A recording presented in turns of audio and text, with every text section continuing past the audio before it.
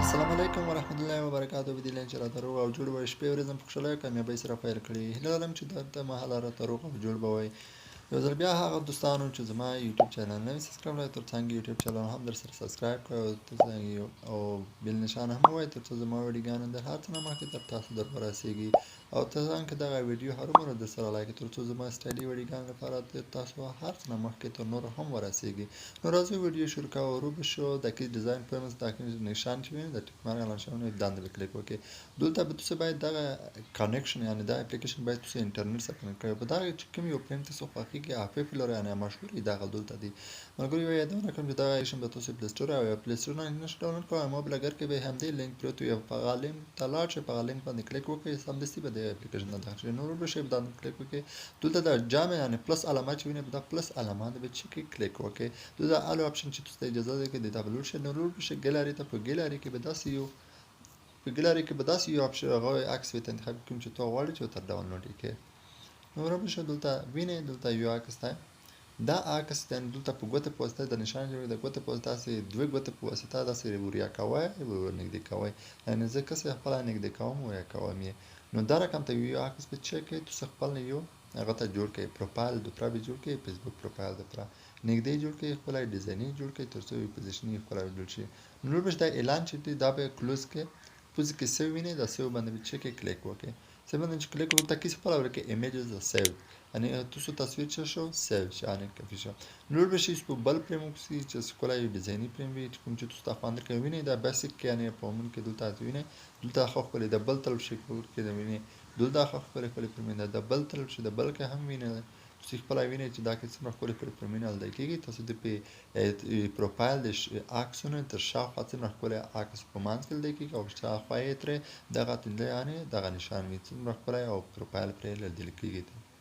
نو لوړ به شي دغه کې زه چې کوم یو انتخاب انتخابوم چې دغه ټول اپشن هغه اپشن دي چې تاسو وړئ چې دغه کې کوم یو تاسو خوښ وي. او زه په پارټیکولر کې یو بل اپشن هم ورته انتخابوم، بل فریم هم ورته انتخابوم ترڅو هغه عکس مو وي.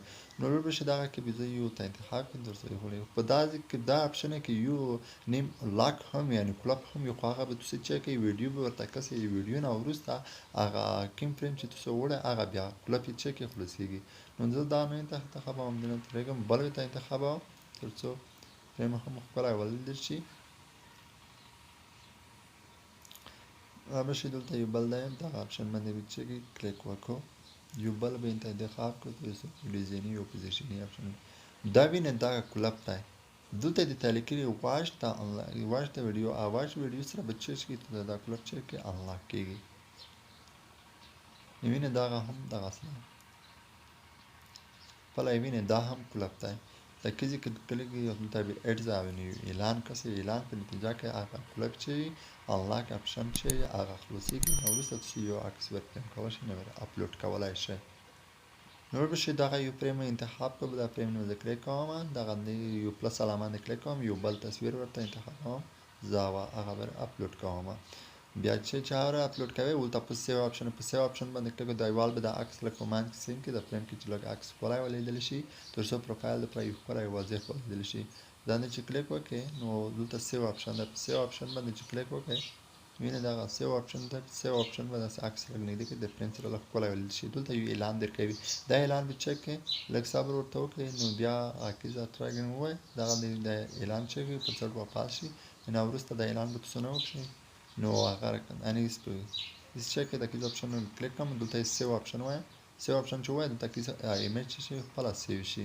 نو ملګرو دغه ویډیو هیله لرم چې خوښه شوې وي. که چېرې هم دغه ویډیو خوښه شوې وي یو څه هم ترې زده کړئ نو ویډیو هرومرو درسره لایک کړئ او ترڅنګ یوټیوب هم درسره سبسکرایب کړئ او بیل نښان یې هم ووایئ ترڅو زما ویډیوګانې د هر څه نه مخکې تر تاسو در ورسېږي.